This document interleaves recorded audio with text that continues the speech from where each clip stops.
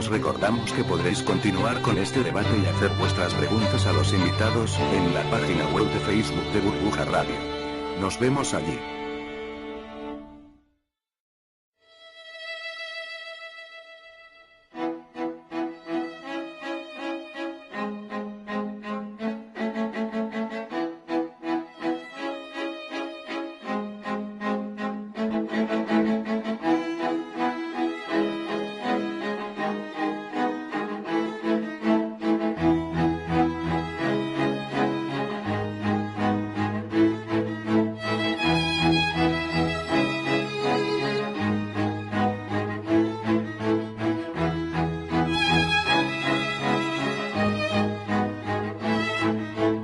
Están ustedes escuchando Economía Directa.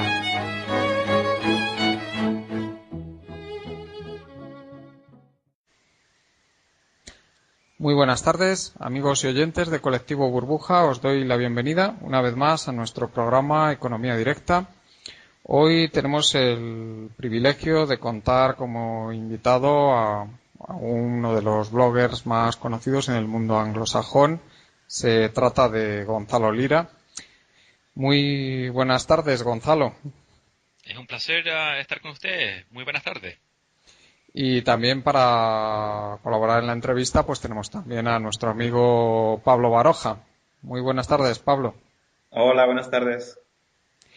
Hoy, por supuesto, la entrevista se va a centrar en aquellos temas que más interesan a Gonzalo. Vamos a hablar fundamentalmente de la situación de España, de la situación de Europa, de todo el problema que hay con la deuda. Gonzalo, a mí me gustaría que hicieras una evaluación somera, un resumen de cuáles son los aspectos más importantes que tú ves en la evolución reciente de toda esta tremenda crisis de deuda que estamos viviendo en Europa y que está afectando especialmente a países como Grecia, Portugal o España y también, bueno, ya conocidos Italia o Irlanda. El punto más relevante del momento en que vivimos, yo diría que estamos a puertas a darnos cuenta que todos estos países están quebrados. Yo creo que ese es la acotación del minuto, porque como estábamos conversando antes de empezar el programa, la cantidad de dinero que las bancas de varios países necesitan es catastrófico. Y el problema fundamental es que la Banca Central Europea durante los últimos 2 años, o claro, 2 años, bien digo, desde abril del 2010, cuando el problema griego empezó a surgir, la Banca Central Europea nunca se puso los pantalones. Nunca dijeron, miren, lo que tenemos que hacer es que tanto los acreedores como deudores tienen que sufrir un poco de daño. Y en vez de hacer eso, que era lo más sensato, y por ende, o tratar de devaluar el euro para sanear la deuda a través de inflación, devaluación, o simplemente empezar a monetizar la deuda, soberana, la banca central, bajo presión de Alemania y el Fondo Monetario Internacional y la Comisión Europea, trataron todo tipo de payasadas para poder salvar la situación, ¿no es cierto? El European Financial Stability Facility y este fondo y este otro fondo y aquí y allá y bla, bla, bla, en vez de hacer lo que hay que hacer, que es devaluar y también sufrir, ¿no es cierto?, o pérdida en algunos de los bonos, sanear la banca, nacionalizarla si es necesario y hacer frente al problema.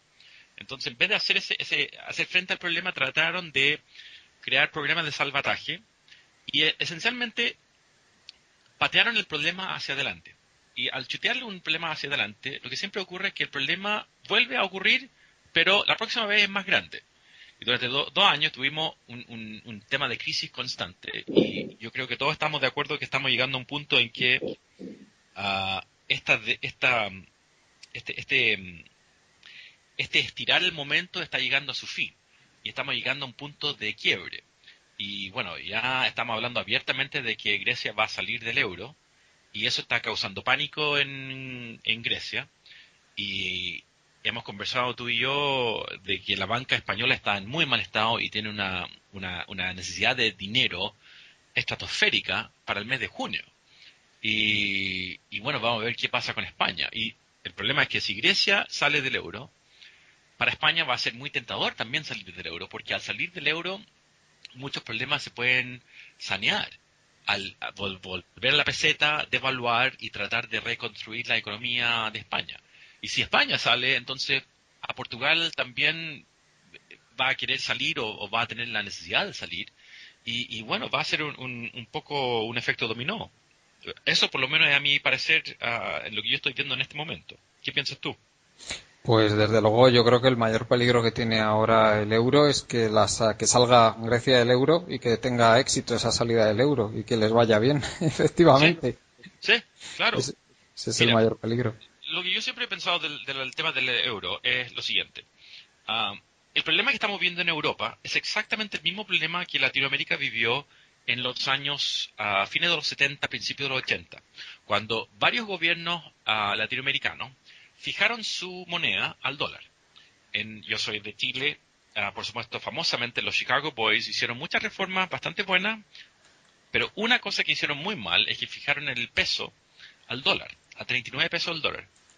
Y fijarlo durante 2 años significó que cuando finalmente decoplaron el peso chileno del dólar, la economía chilena colapsó, ¿ya? Y bueno, lo que estamos viendo en Europa es que teníamos todas las monedas europeas se fijaron al Deutschmark.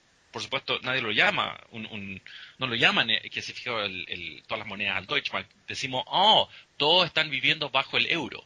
Pero en términos prácticos, eso es lo que ocurrió.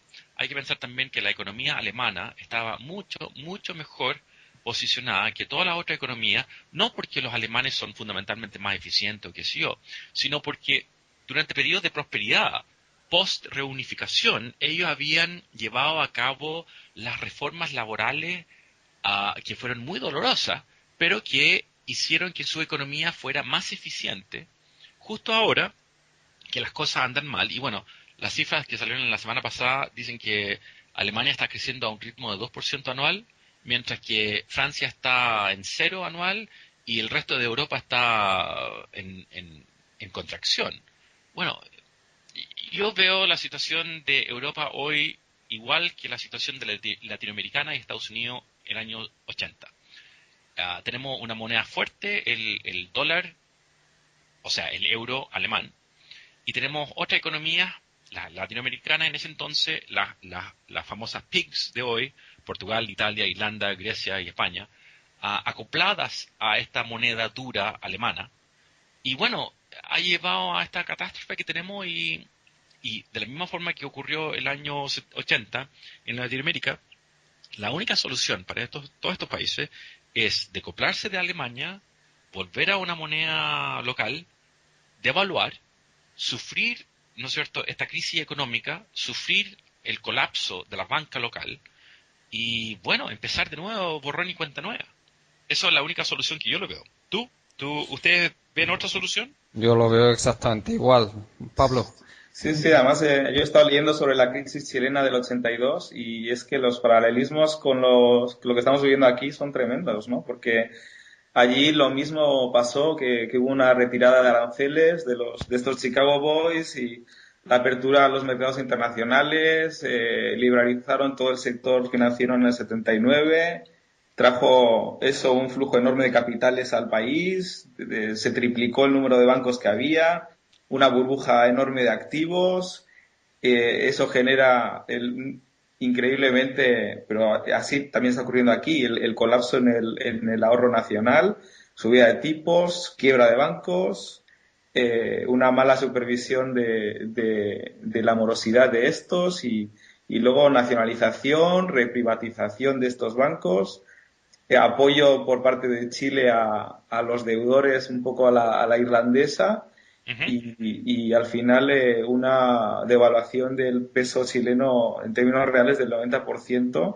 Y es que estamos realmente contando la misma historia, igual con 30 años de diferencia, ¿verdad? Es que parece que estamos condenados a sufrir una devaluación de nuestras monedas para siempre en Chile y España. Ese es el caso. Mira, yo creo, te diré una cosa bien curiosa. Todo este análisis que me hace sonar tan inteligente y brillante y qué sé yo, en Chile es muy cotidiano. Todo el mundo dice lo mismo porque todo el mundo en Chile, especialmente el liderazgo político económico de hoy que está en Chile, que vivió la crisis del 80, o como jóvenes que estaban recién empezando, o como un poco mayores, o como jóvenes de la escuela, ¿no? Todo el mundo en Chile se acuerda muy claramente de la crisis y las causas de la crisis, y todo el mundo en Chile ve la situación española y dice, pues si son nosotros el año 80, ¿ya? Así que por eso lo que yo digo, afuera de Chile suena inteligente, pero adentro de Chile es muy cotidiano y muy...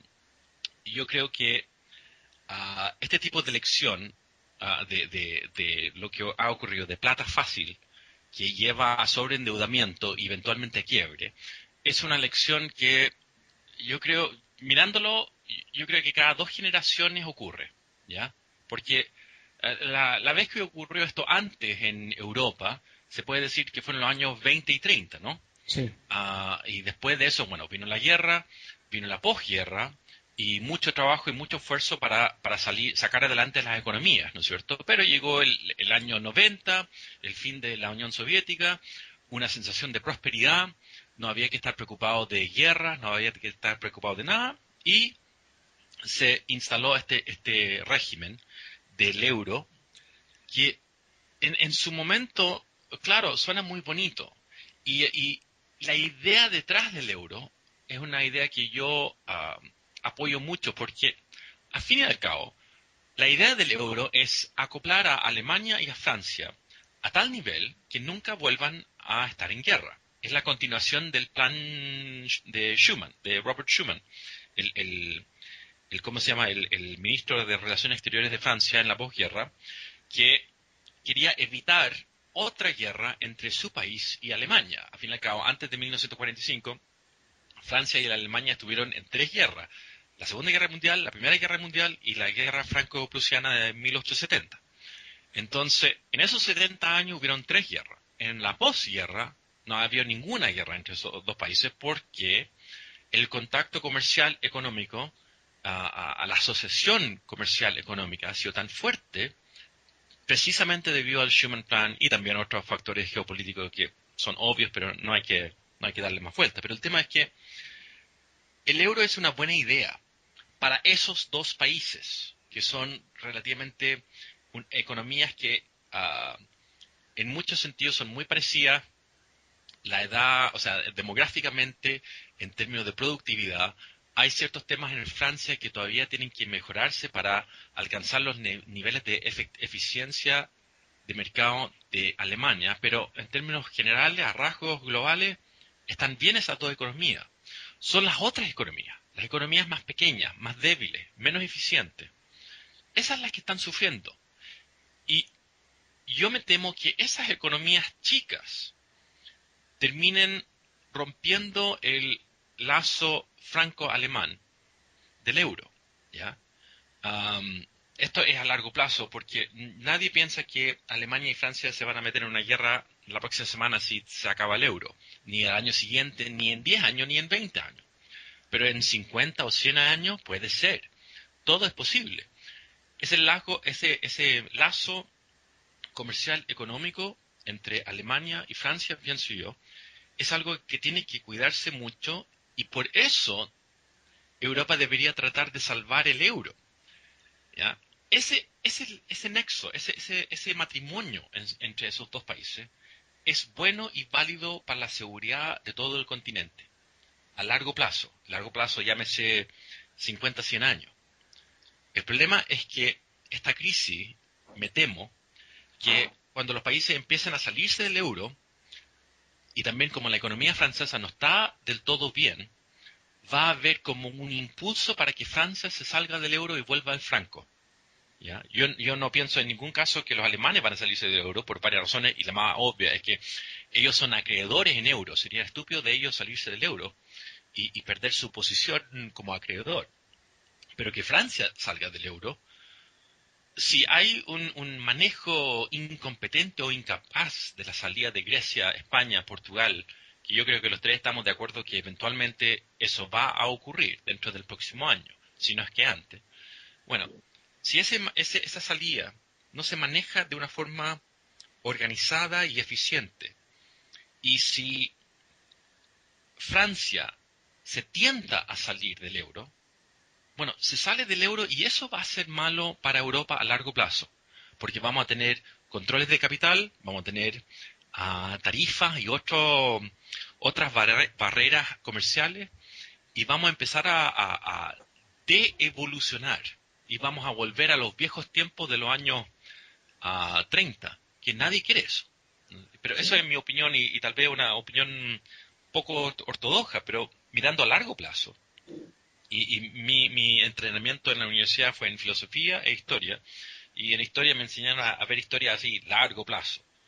Bueno, a largo plazo, si no hay una razón para que Alemania y Francia estén unidas, y un lazo bueno es el lazo comercial, porque al fin y al cabo es bueno para los dos países, y no hay violencia en ese lazo, ¿no es cierto? Hay solamente competencia y prosperidad para los dos pueblos. Bueno, si ese lazo comercial se rompe, si el euro se rompe, y surgen barreras comerciales y controles de capital entre esos dos países, en 40, 30 años más, las cosas van a estar bastante malas entre esos dos países, pero eso es mi opinión.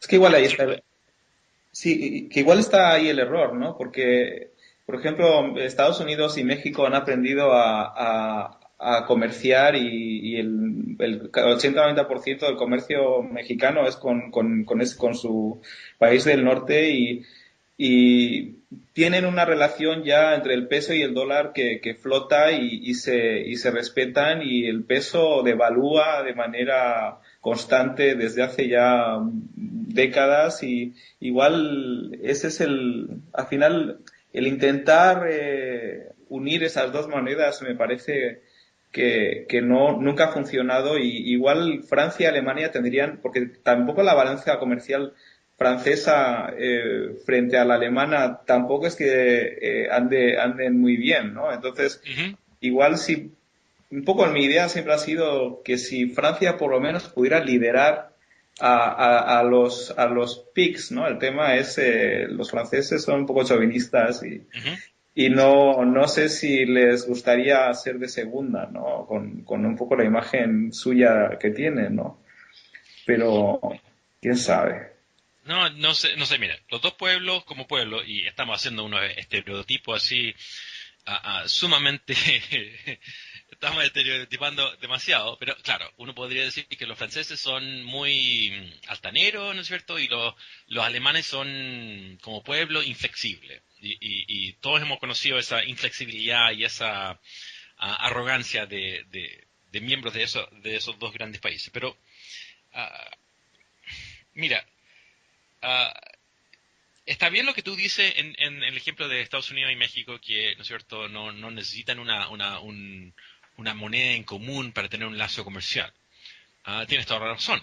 Y un ejemplo aún mejor sería Estados Unidos con Canadá, que son pueblos y economías muy, muy cercanas en todo nivel, que tienen dos monedas distintas, y todo se maneja bastante bien, ¿no es cierto? El dólar canadiense y el dólar norteamericano fluctúan el uno y el otro, y no hay ningún problema, y no hay ningún tipo de roce, y qué sé yo. Pero el problema que yo les veo es que históricamente Canadá y Estados Unidos nos van a la guerra cada 30 años, mientras que los alemanes y los franceses históricamente lo hicieron, ¿ya? La única razón que no lo hicieron en la posguerra fue el tema de la amenaza latente del Pacto de Varsovia, y después del fin del Pacto de Varsovia, ¿no es cierto?, este lazo comercial, que solamente podría haber existido y creado bajo esa amenaza del Pacto de Varsovia, porque yo creo que el plan Schuman, ¿no es cierto?, muy noble, pero nunca habría rendido fruto si no hubiese sido por esa amenaza en vivo y en directo que representaba la Unión Soviética del Pacto de Varsovia durante los, qué sé yo, 35 años de la posguerra, 45 años de la posguerra. Pero, bueno, el tema, eso es a largo plazo. Viendo las cosas ahora, ustedes son españoles, ustedes saben la situación española 1000 veces mejor que yo, jamás lo sabré. ¿Ustedes piensan que España va a salirse del euro?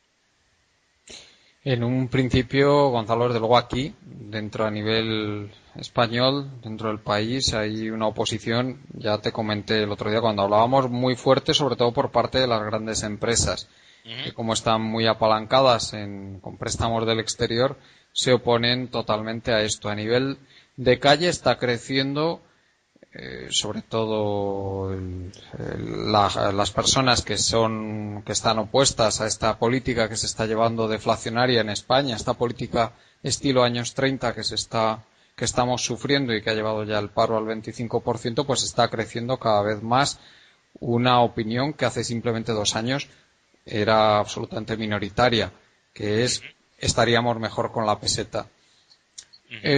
A nivel de políticos, pues bueno, a nivel de políticos, los políticos, aquí ya te comenté que las cosas funcionan, están muy sometidos a esas grandes empresas, a esos grandes bancos, y por lo tanto ellos prácticamente no se atreven a hacer nada sin la aprobación de estos poderes fácticos, de esta oligarquía financiera que sufrimos aquí en España. Por lo demás, yo creo que la situación, según vaya aumentando el paro, si estas políticas deflacionarias continúan adelante durante simplemente un año más o año y medio más, porque yo creo que a nivel social no se van a aguantar mucho más tiempo, pues todo este sentimiento va a seguir progresando, lógicamente, y ya va a ser una auténtica clamor, ¿no? Es decir, vámonos del euro. Sí, porque yo no le veo otra salida a España. O sea, yo creo que el momento para una solución dentro del marco del euro ya pasó. Eso es lo que yo veo. ¿Y ustedes estarían de acuerdo?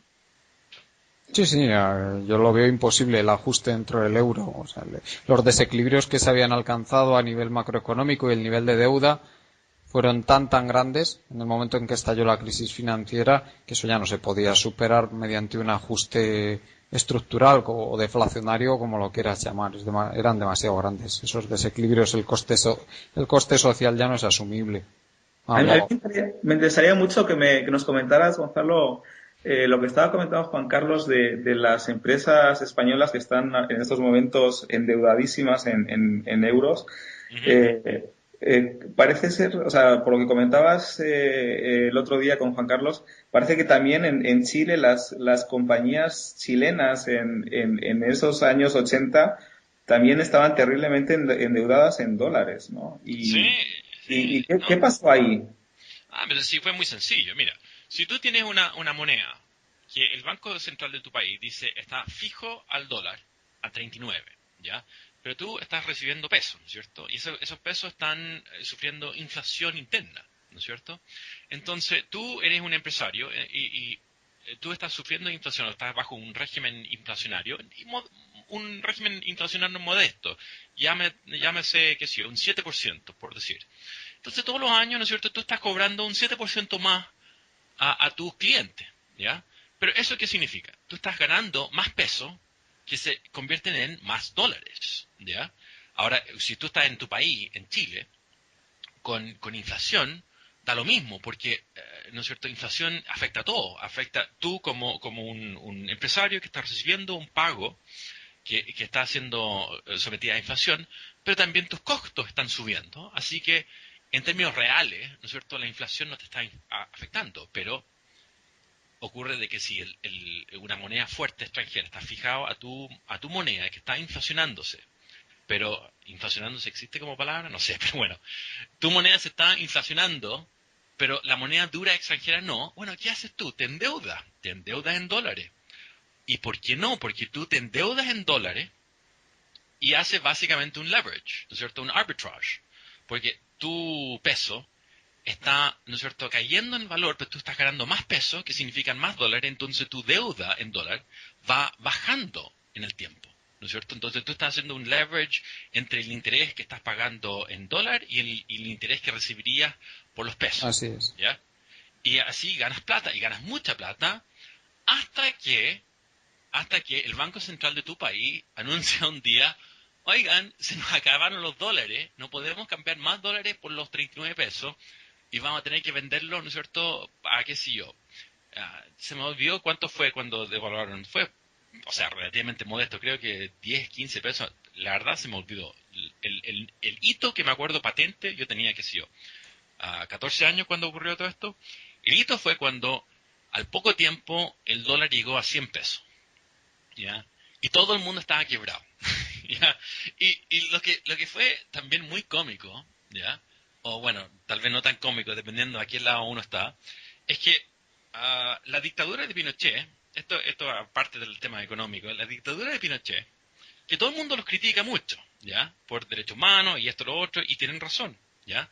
Pero, como era una dictadura bastante inflexible, todos estos banqueros que se sobreendeudaron y quebraron la banca, bueno, todos estos banqueros terminaron en la cárcel, ¿ya? Que no está ocurriendo en Estados Unidos o España o Europa, que es lamentable, porque muchos de estos tipos deberían ir a la cárcel por incompetente, si no es que criminal, como el Jamie Dimon, como el escándalo que está surgiendo ahora. Pero bueno, la dictadura de Pinochet pescó a a estos empresarios, a todos estos poderes fácticos, y los tiró todos a la prisión. Famosamente había una prisión que se llamaba Capuchinos, ¿ya? Que uno tenía que, si uno estaba en la cárcel ahí, uno tenía que pagar, ponte tú, no me acuerdo cuánto era ponte tú en ese entonces, creo que el equivalente a $20 al día, no me acuerdo qué era, para básicamente para que no estar en la parte de la prisión colectiva donde potencialmente te podrían, qué sé yo, acuchillar o qué sé yo qué, pues. Entonces Capuchino, ¿ya? La cárcel de Capuchinos era donde toda la prensa se reunía porque ahí estaban todos los abogados que estaban representando a estos poderes fácticos, y fueron empresarios muy, muy grandes los que terminaron en Capuchino. Y famosamente, sí, llegó un punto que fue tan en nivel de gente así como oligarcas que estaban en Capuchino, que llegó un momento que era casi como fashionable estar en Capuchino. ¿Ya? Pero es cómico ahora, 30 años después, pero el minuto fue desastroso, porque todas esas compañías, todas esas bancas, todos esos tipos terminaron en la cárcel con justa razón, porque básicamente se aprovecharon de la situación, se sobreendeudaron de una manera estratosférica, y muchos de estos gallos, estos tipos en ese entonces lo que tenían, eran dueños de un banco, y tenían compañías, empresas diversas. Entonces usaban el banco para pedir plata prestada en dólar, y lo canalizaban a sus corporaciones, y así se inflaban, ¿ya? Y claro, funciona de perilla, mientras que todo va bien y este cambio fijo está funcionando, pero cuando llega el fin del cuento, como llegó el año 80, 81, 82, todos estos gallos quebraron, y toda esa gente toda la gente que trabajaba para ellos en todas estas empresas, obreros, trabajadores, gente, ¿no es cierto?, que necesitaba el trabajo, bueno, lo perdieron. Y muchas de estas empresas fueron nacionalizadas, la banca entera fue nacionalizada en Chile. Y ¿cómo se llama? Fue catastrófico, pero lo único bueno fue que la dictadura, como era una dictadura inflexible en muchos aspectos, pescó a todos estos tipos y los tiraron a la cárcel. Y algunos quedaron ahí su buen tiempo, sus varios años, ¿ya? Y todos perdieron lo que tenían, ¿ya? Mientras que en la crisis de hoy, eso no va a ocurrir. La oligarquía presente que estamos viendo, y eso tal vez es lo que más me enfurece a mí como persona, como una persona, trato de ser una persona moral, lo que más me indigna es que mucha gente va a terminar lo más bien, po. Hay mucha gente que fueron sumamente incapaces e incompetentes, y que, ¿no es cierto?, especialmente la directiva española, para ser bien franco, o sea, la directiva no española, europea, van a terminar así muy bien, fíjese, y sin ningún problema, y eso da bastante rabia, pero bueno, así es la vida, supongo. Sí. Hay muchos rastanis, ¿no? Que están ahí soñando en el momento que ocurra todo esto para, como él, volver a su pueblito y poder comprar el pueblito con todos los que están ahí y las hijas y tal. Claro, este tío, como decía en la BBC, no puede dormir, ¿no?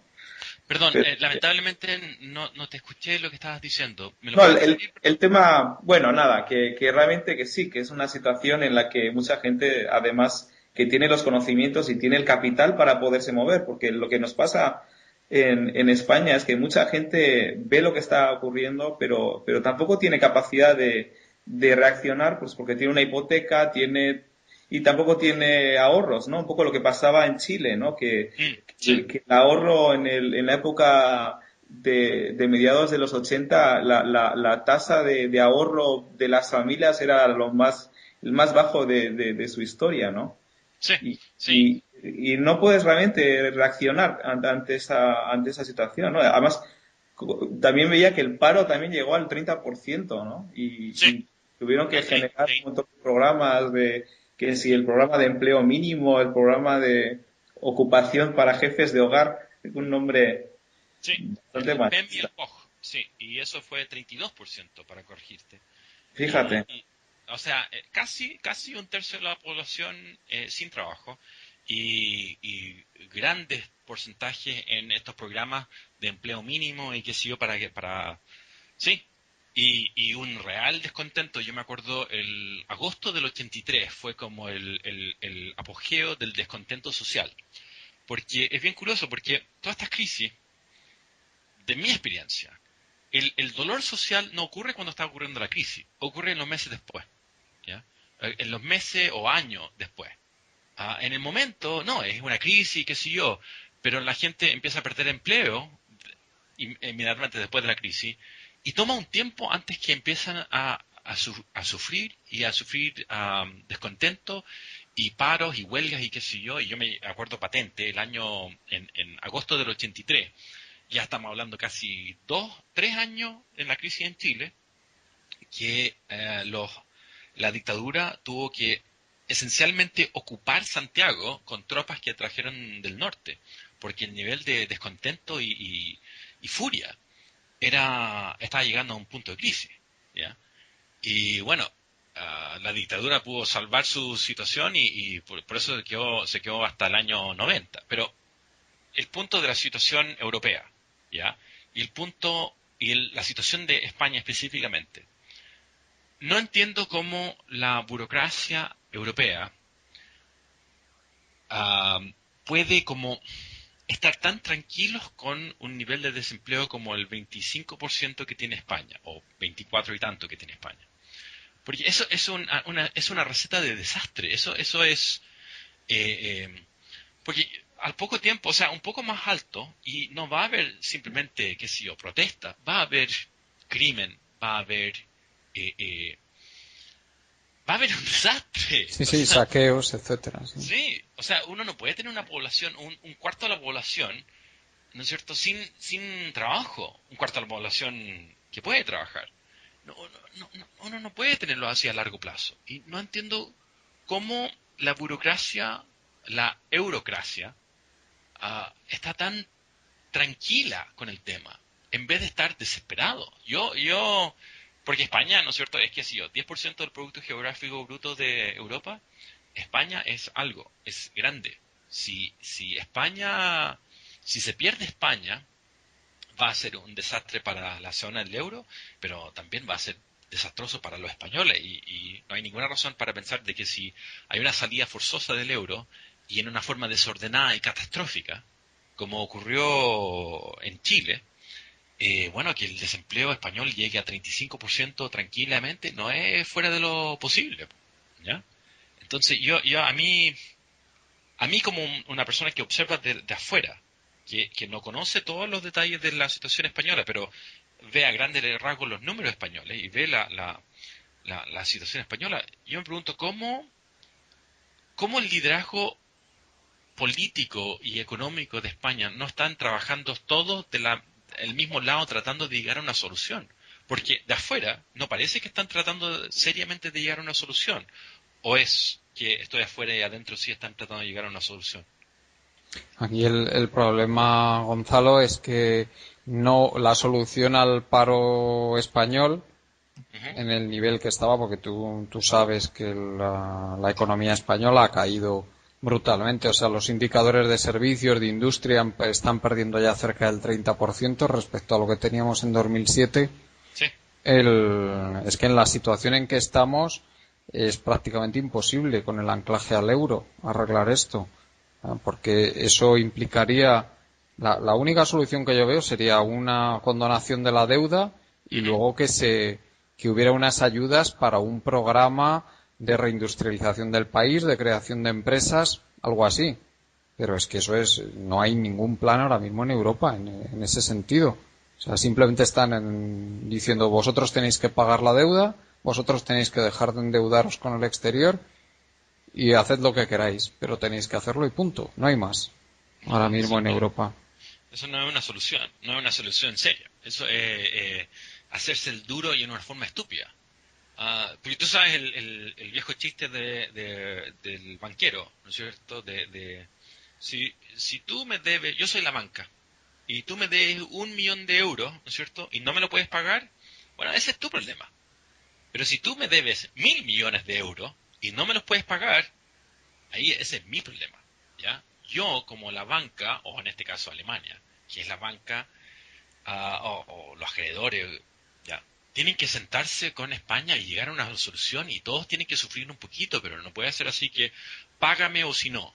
Porque eso es una forma de negociación estúpida y no entienden el problema que ellos tienen, porque los acreedores al final y al cabo pueden sacrificar un poquito para salvar la situación, pero si no sacrifican un poquito, lo van a perder todo, porque España va a decir chao y listo.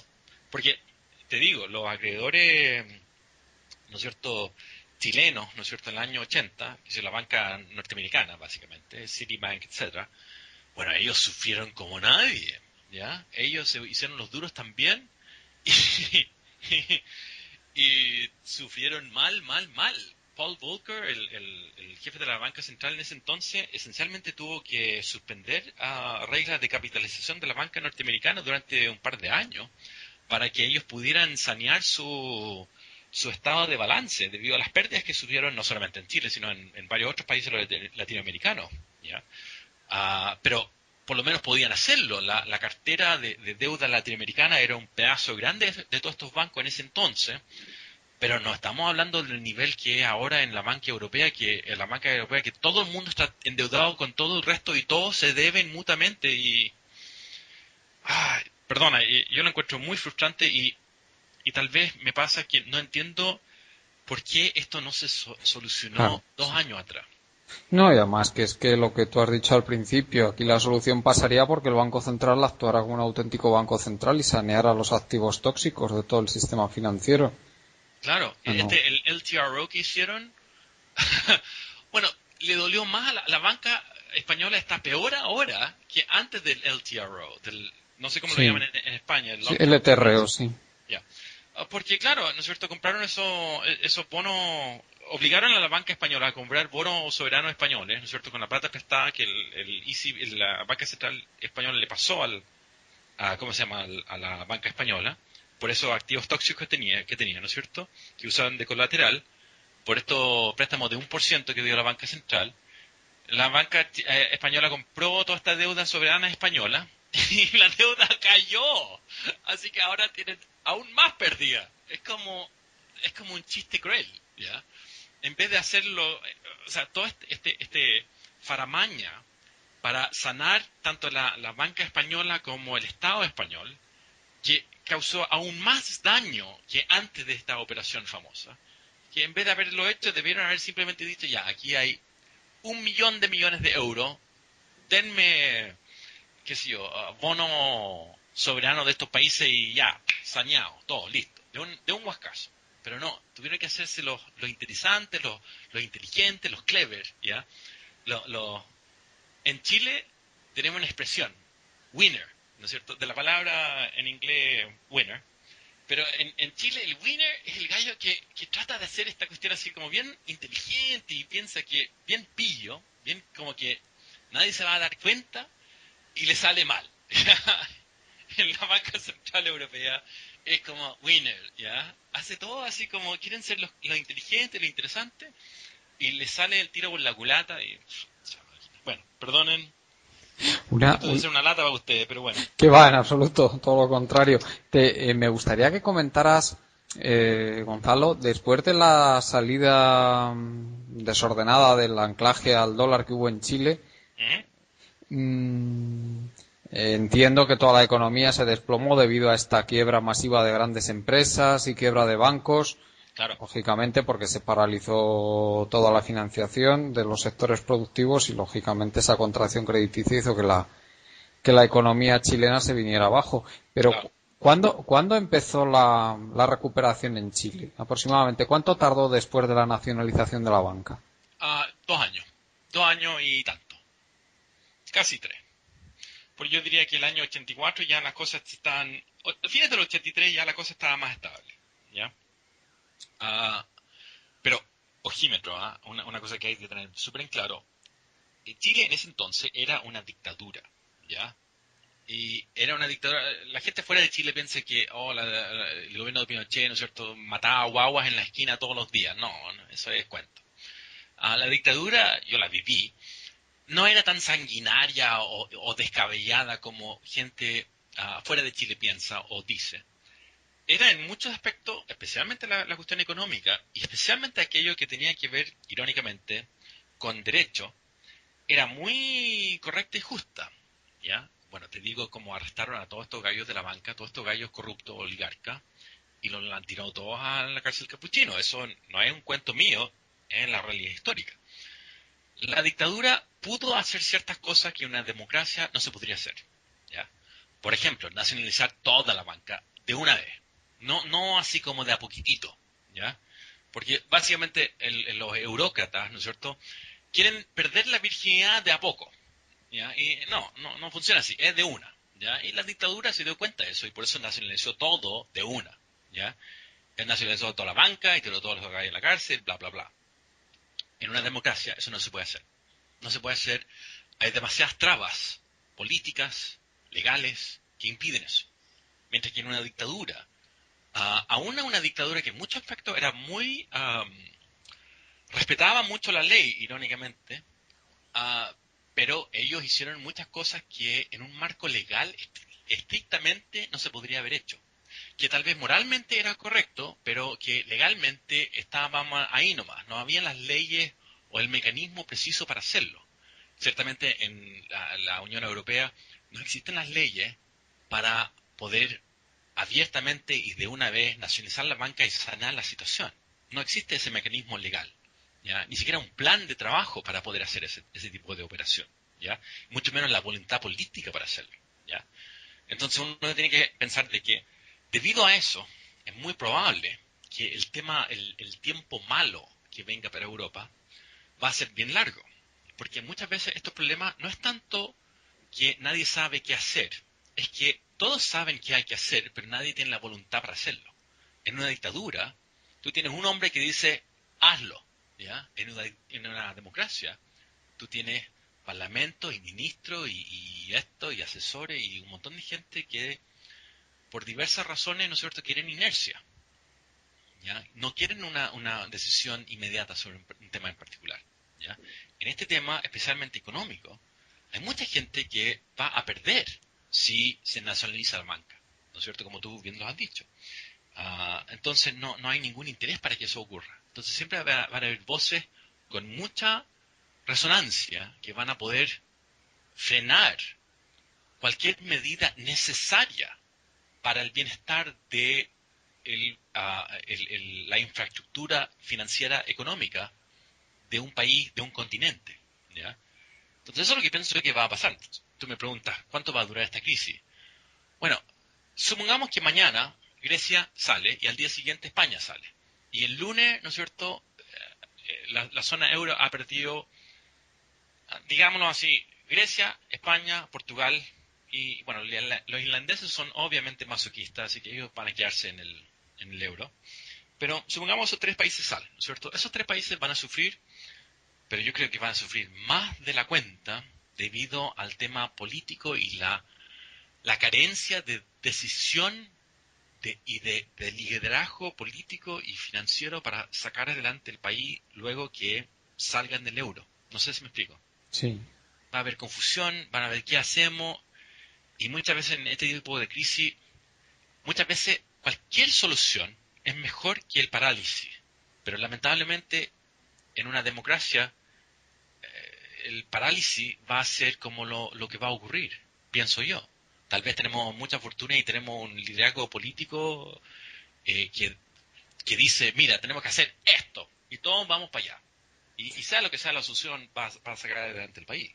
Pero si no tenemos eso, o sea, si España no tiene eso, y Europa no tiene eso, bueno, y hasta ahora nadie ha demostrado en Europa tener verdadero liderazgo político para liderar el país, para liderar el continente, para salirse de todos estos problemas. Bueno, yo creo que 4 años a una década, y mal, ¿ya? O sea, no hay ninguna razón para pensar lo contrario. Que cambien de gobierno, que cambien de misión, que un gobierno diga, oh, hay que hacer esto, y traten de hacerlo, pero, ¿no es cierto?, que si el parlamento, diversos parlamentos de diversos lugares dicen, no puede hacerlo, y entonces hacen menos de lo que podrían haber hecho, y qué sé yo. O sea, en inglés la expresión muy buena es half measures, ¿ya? Medidas medias, supongo, no sé cómo se traduciría al castellano, pero es una expresión muy buena, pienso yo. Yo creo que eso es lo que va a ocurrir en Europa, en España, en todos los países. Y es lamentable, pero es lo que va a ocurrir, yo creo. Ojalá que yo esté equivocado. Sí, desde luego con la mediocridad de los políticos españoles no puede ocurrir nada bueno. Pero ni dentro ni fuera del euro. Pablo. Sí, la verdad es que es súper interesante lo que comentas, porque también me acordaba de otras noticias que venían de China, ¿no? Donde también ahí parece que han metido en la cárcel a banqueros, ¿no? Y parece como que la economía y la política, pues, bueno, o sea, hay la libertad económica y la libertad política, las dos van un poco por su lado, y a veces nos encontramos con contradicciones de que a veces los países más democráticos tienen la economía más intervenida que otros países que no son democráticos, pero que igual tienen un poco más cuidado, por ejemplo, como el régimen de Pinochet, que se estaban encontrando con que se les estaba colapsando la economía después del golpe de Estado, y que tuvieron que reaccionar para realmente salvar también su propio régimen, ¿no? Y sea un Estado totalitario que intenta sobrevivir como régimen, o los políticos en Singapur que intentan sobrevivir porque son una pequeña ciudad-estado que están rodeados de gigantes, pues a veces pues empiezan a respetar el mercado y las reglas que están ahí, ¿no? Que son de sentido común. Y es gracioso, ¿no? El encontrarte con regímenes y al final incluso Friedman le criticaron muchísimo, ¿no? Esa asociación que hubo entre Pinochet y Friedman, que se le criticó tanto en su momento, y él comentaba, ¿no? Que al final como que el libre mercado al final genera las condiciones para que se dé la democracia, ¿no? Pero no sé qué opinas tú, si el mezclar esas dos cosas, si lo tuvo que mezclar, igual no tenía que haberlo mezclado, ¿no? Bueno, mira, el tema, todo el mundo habla de Friedman, que fue el gurú de Pinochet o de la dictadura militar. Y no es así. Es un poco así como la relación entre John Maynard Keynes y el gobierno de Roosevelt. El gobierno de Roosevelt hizo lo que John Maynard Keynes dijo que había que hacer, pero no es que lo siguió. Él simplemente aplicó la misma idea porque era la única solución en ese minuto. Y después dijeron, fue una solución keynesiana. Pero no fue así, ¿no es cierto? Keynes no estaba ahí sentado en la Casa Blanca susurrándole a Roosevelt qué hacer, ¿ya? De la misma forma, los famosos Chicago Boys no es que tanto eran de Friedman, era que la dictadura militar, los militares, no sabían de economía, pero sabían lo que no querían. No querían comunismo, no querían el comunismo maoísta que Allende estaba furiosamente tratando de implementar en Chile, porque esa es una cosa que todo el mundo que está a favor de Allende nunca se acuerda, que él estaba tratando de implantar una dictadura comunista totalitaria maoísta, ¿ya?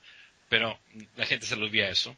Entonces, bueno, querían evitar eso, y la otra cosa que querían evitar los milicos es que no querían entregarle todo a la oligarquía, ¿ya? La oligarquía que, antes de Pinochet, la oligarquía chilena, la oligarquía de derecha conservadora chilena, latifundista, qué sé yo, cada cierto tiempo quebraba, ¿ya? Porque eso era inevitable. Y a través de conexiones políticas y conexiones a nivel democrático, utilizaban a la clase política para que el Estado chileno salvara a la oligarquía. Por eso la oligarquía en Chile estuvo estancada durante tantas décadas, casi siglos, ¿ya? Porque eran los mismos tipos de siempre, que con cada gobierno democrático, el presidente o los ministros siempre eran amigotes de estos oligarcas. Y si no era amigote de los oligarcas antes de asumir como presidente democrático, al poco tiempo de serlo se convertía en amigote. Y cuando estos oligarcas chilenos empezaban a perder, que si hacían alguna estupidez, pedían al gobierno que los salvara. Y el gobierno los salvaba a través de préstamos y a través de aumentar tarifas y qué sé yo, y subir a proteccionismo, medidas proteccionistas para salvar a este grupo económico o este otro grupo económico. Y así la industria chilena se estancó y se quedó atrás, ¿ya? Como muchos otros países en Latinoamérica. La dictadura de Pinochet quería evitar esto, porque la dictadura de Pinochet, que es algo que la gente fuera de Chile no entiende mucho, y en Chile no se habla mucho porque es uno de esos temas un poquito tabú, que Pinochet era de clase media baja, ¿ya? Y los militares en general eran de clase media baja, y no eran queridos por la oligarquía, eran tolerados por la oligarquía. Y la oligarquía pensó que ellos podían manipular a los milicos, al gobierno de Pinochet, y se dieron cuenta que no tanto cuando vino la crisis del 80. Entonces, el tema de Pinochet y la oligarquía chilena está lleno de matices. Volviendo al tema de Friedman, no es que el gobierno, o sea, la dictadura militar aplicó Friedman, es que los Chicago Boys, ¿no es cierto?, llegaron a él y eran los únicos que tenían un plan que no era comunismo y tampoco era volver a esta oligarquía, ¿cómo se llama?, del gobierno apoyando a la oligarquía de antes, ¿ya? Los milicos, los militares no querían eso, ¿ya? Pinochet no lo quería, en términos personales. Y por eso aplicaron el famoso, ¿cómo se llama?, ladrillo. El ladrillo era este tremendo libraco que los Chicago Boys generaron, que básicamente decía qué había que hacer para solucionar la economía chilena en el periodo post-Allende, ¿ya? Y hay que pensar que entre el año 74 y 80 todo funcionó de maravilla. El único pero, fue el tema de fijar el dólar al peso, que en su momento, entre paréntesis, fue una buena idea, porque el peso está colapsando debido al tema de inflación, que inflación en Chile se había vuelto una especie de psicosis de la economía, que simplemente cualquier moneda se volvía inflacionaria, no porque el Banco Central estaba imprimiendo, sino porque la gente no creía que la moneda era sólida, y por ende lo gastaba apenas lo tenía, nadie estaba ahorrando, ¿ya? Entonces por eso había una inflación desmedida, incluso cuando la banca central chilena durante los años post-Allende fue sumamente dura en cuanto a tratar de mantener el peso a un nivel bajo, ¿ya? Pero no le funcionó, ¿ya? Y por eso la inflación seguía, y por eso se fijó al dólar, para frenarlo finalmente, y fue efectivo. El problema fue que se aplicó no por 2 años o 3 años, se aplicó por 6 años. Y esos últimos 3 años, últimos 2 años realmente, yo creo que del periodo más o menos fines del 77 hasta principios del año 80, ahí fue que fue excesivo y llevó a la quiebra final de lo que hemos estado hablando en cuanto a Chile. Ahora, volviendo al tema de Friedman, que es un tema bien interesante. El gobierno chileno pescó todas las industrias que el gobierno de Allende, la dictadura de Pinochet, pescó todas las empresas que habían nacionalizado Allende y las vendió todas, excepto el cobre. Y uno pensaría, bueno, la industria más grande del país, si estos militares eran tan friedmanitas, ¿no es cierto?, habrían vendido Codelco. Codelco era la gran compañía, la gran empresa del cobre de Chile, que es de hecho me parece que es una de las compañías más grandes del mundo en cuanto a cobre. Bueno, Codelco todavía es del Estado, ¿ya? Se maneja como una empresa privada, pero es del Estado. Y esa nacionalización la hizo Allende, pero cuando Pinochet, ¿no es cierto?, el gobierno de Pinochet asumió poder, ellos no lo vendieron. Vendieron todas las otras cosas, pero todas eran cosas chicas. El gobierno de Pinochet no es que era tan así como Friedman y libre mercado. Lo veían como la única solución en ese minuto. Y utilizaron a Friedman como así como la racionalización por lo que estaban haciendo. Pero en muchos temas muy clave, como Codelco, como ciertos controles de precio y salario que se continuaron durante los años 70 bajo el gobierno de Pinochet, no eran para nada libre mercado, al contrario, eran muy estatistas. Es una combinación, entonces no es tan sencilla el tema. Pero bueno, me he desviado más que no sé qué en este tema, y yo creo que lo estoy plateando a ustedes más que a nadie. Así que, mi pregunta, ¿cuándo va a haber revolución en España? Ah, pues hombre. Una pregunta complicada, pero sí, en ello estamos, ¿eh? ¿Qué hacemos aquí? ¿Qué hacemos aquí? Y nosotros somos bastante revolucionarios, nuestro grupo. No, y mira, lo que me pasa, volviendo un poco al tema, quería así como parar de hablar tanto de Chile porque es un tema que es fascinante, porque a medida que uno lo va mirando, uno se da cuenta que es mucho, mucho más complejo de la caricatura que uno ha escuchado. Porque cuando yo era joven, yo escuché una caricatura de lo que era la dictadura militar, aun cuando yo estaba ahí, yo la estaba mirando, ¿ya? Y lo que me decían la prensa norteamericana, europea, y lo que yo veía, o después que yo leí, y lo que yo me acuerdo, no porque me acuerdo así vagamente, me acuerdo así en vivo y en directo, verlo, ¿ya? No concuerda con la realidad. Y lamento mucho en términos de Chile que no se ha creado o no se ha escrito aún una historia seria de la dictadura. Porque la dictadura fue sumamente interesante y no fue, ¿cómo se llama?, un totalitarismo así estalinista. Fue un autoritarismo así que lamentablemente, hay que ser bien honesto, en muchos aspectos fue sumamente negativo, sí.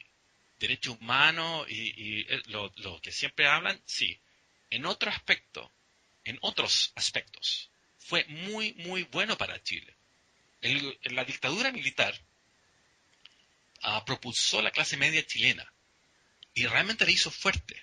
También la dictadura militar hizo que Chile dejara de ser un país que era un importador neto de comida y se convirtió en un exportador neto de comida. ¿Ya? Todas estas cosas que son muy, muy importantes para un país, hacia largo plazo, no se han, ¿cómo se llama?, no se quieren reconocer, porque crea problemas culturales, políticos, ¿ya? Si uno es antidictadura, ¿ya? Yo soy antidictadura, y yo no llamo a la dictadura de Pinochet el régimen militar, porque muchas veces lo llaman así como para decir, no, sí, era simplemente un régimen, pero no era como democrático, sino como militar, así como para que no duela tanto, pero era una dictadura, ¿para qué andamos con cosas? Yo no estoy a favor de dictadura, pero el problema es que la dictadura de Pinochet y del equipo que él tuvo a su alrededor, en muchos aspectos cruciales de Chile, fue muy bueno. Entonces, ¿qué hace uno como un analista serio de una situación? Uno dice, no, es que esas cosas no son importantes. Como, por ejemplo, convertir a un país en un exportador neto de alimentos, como hacer esencialmente casi triplicar el tamaño de la clase media en un país, a nivel porcentual de la población del país. Por ejemplo, crear la verdadera posibilidad de movilidad social en Chile. Porque antes de la dictadura, movilidad social en Chile era muy difícil, sumamente difícil, ¿ya? Y la mayoría de las personas nacían y morían en la misma clase social y bajo las mismas circunstancias económicas y no tenían ninguna posibilidad de verdaderamente surgir. A diferencia de post-Pinochet, que es sumamente fácil surgir en Chile, siempre y cuando uno trabaja y hace todo lo necesario para surgir, por supuesto, pero es posible. Antes no era posible. Entonces, decir que la dictadura de Pinochet, una dictadura, no era fascista, eso no es correcto, era como de derecha dura, pero no era un fascismo tipo, ¿cómo se llama? De Mussolini, ¿no? Claro, porque Pinochet, como he explicado, realmente nunca estuvo en la cama con la oligarquía, a diferencia de Mussolini, que el Estado era simplemente un vehículo para hacer rica a la corporación italiana. ¿Ya? ¿Cómo uno habla de Pinochet en una forma honesta?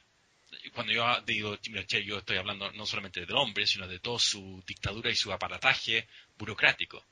Que, por ejemplo, durante la dictadura de Pinochet, ¿no es cierto?, soborno, coima, bajaron notoriamente. Y eso es una realidad, ¿ya? Hoy, si tú tratas de coimear a un policía en Chile, que lo llaman carabinero, te van a arrestar ahí mismo, ¿ya? Y yo sé que lo va a hacer porque una vez un gringo que yo conocía, que irá sin nombre, trató, ¿no es cierto?, estaba yendo en el camino de Santiago a Viña del Mar, ¿no es cierto?, y lo paró un policía por ir demasiado rápido, y el tipo le pasó, creo que eran $50 y el pasaporte, y el Paco, el policía, lo llaman Paco en Chile, lo arrestó ahí mismo, y tuvimos que ir a buscarlo y fue todo un drama, ¿ya? ¿Cómo uno explica eso? ¿Cómo uno dice, el país en cierta forma fue peor que antes y ahora está mejor? No sé. No, aquí desde luego la situación me recuerda mucho a lo que pasó también en España, ¿no? Que resulta muy triste el pensar que realmente el despegue económico español sucedió también durante la dictadura, ¿no? Y que ahora mismo estamos más o menos en renta per cápita a la misma distancia que nos encontrábamos cuando murió el dictador Claro. aquí en nuestro país, y que las clases medias pues que también se generaron durante la época de la dictadura aquí en España. Realmente es bastante triste, lo piensa uno detenidamente, pero bueno, la realidad es esa y hay que reconocerlo. Lo triste es que en muchos aspectos la democracia no pudo generar ese bienestar social y económico. Y eso es lo triste. Y al contrario, es triste pensar que la democracia se utilizó por la oligarquía para mantener su posición y enriquecerse más aún. Eso es deprimente. Pero Sí. es la realidad. Y además en España está pasando algo similar ahora, ¿eh? O sea, la oligarquía se está sirviendo del Estado para controlar mercados, para fijar precios, para lucrarse. El tema de los préstamos que has comentado que sucedía en Chile, pues aquí está pasando exactamente igual. Utilizan a la banca para canalizar los préstamos hacia sus empresas que tienen intereses, participaciones cruzadas con la banca. Es tremendo, ¿eh? O sea, no te puedes imaginar bien o sea, sería interminable contar los detalles de lo que está pasando y es Aquí, tremendo. Sí, Pablo. aquí hay una frase que dicen que contra Franco se vivía mejor, ¿no? Y va un poco por aquí.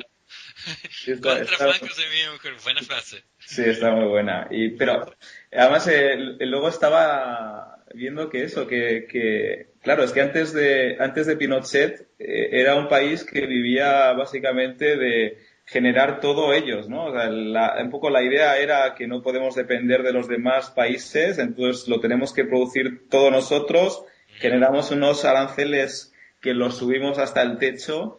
Y claro, todos los productores y la oligarquía chilena pues se dormían sus laureles porque realmente como no tenían competencia tenían unos precios tremendos, la calidad espantosa y claro, al final en todo esto el que perdía era el pueblo, ¿no? Porque al final tenían un poder adquisitivo que era absolutamente espantoso y claro, y la oligarquía tan ricamente, ¿no? Haciendo como que generaban valor mientras la población, pues estaba, pues un poco como lo que comentabas, que la verdad es que una situación terrible, ¿no?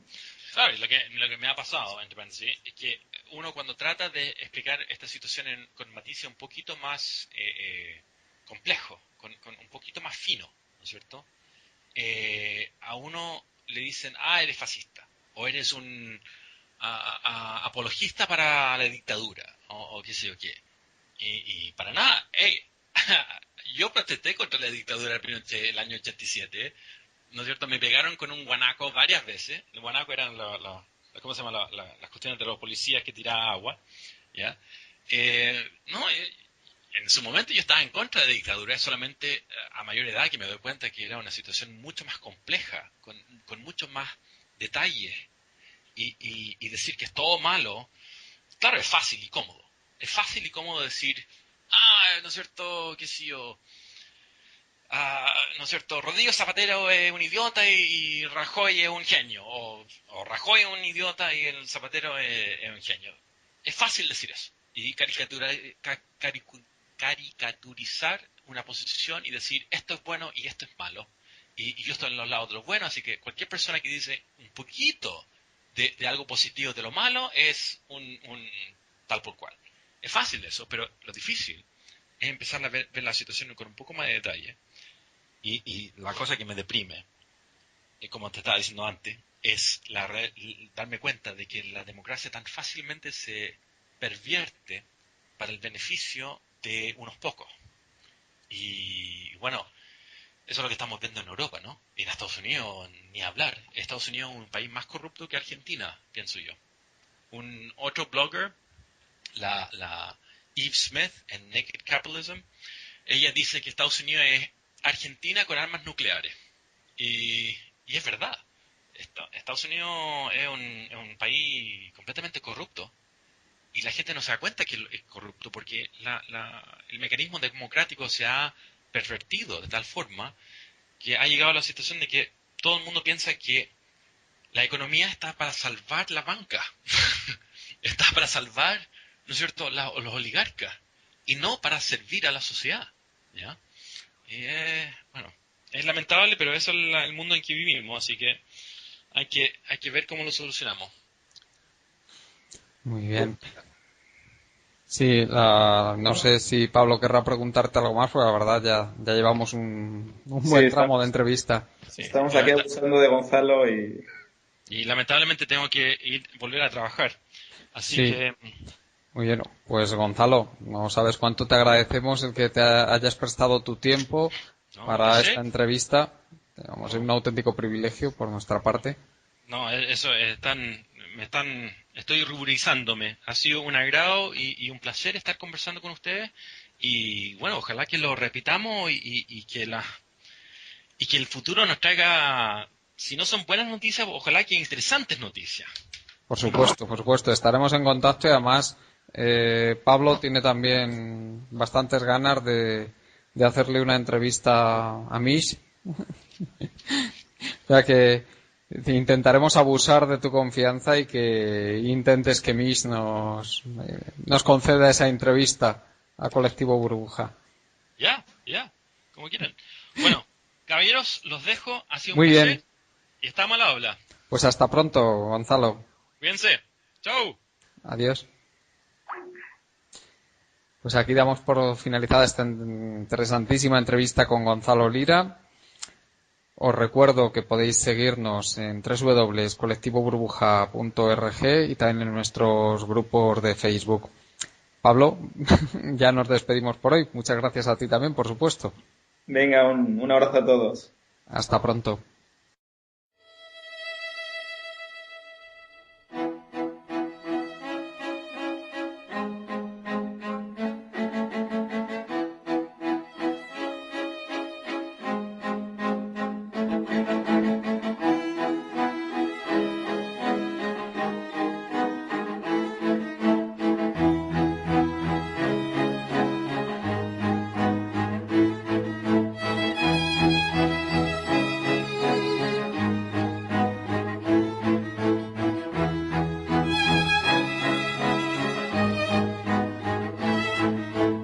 Están ustedes escuchando Economía Directa.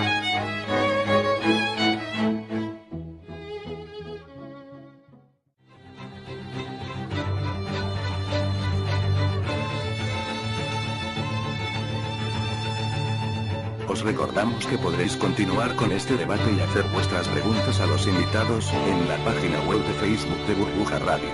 Nos vemos allí.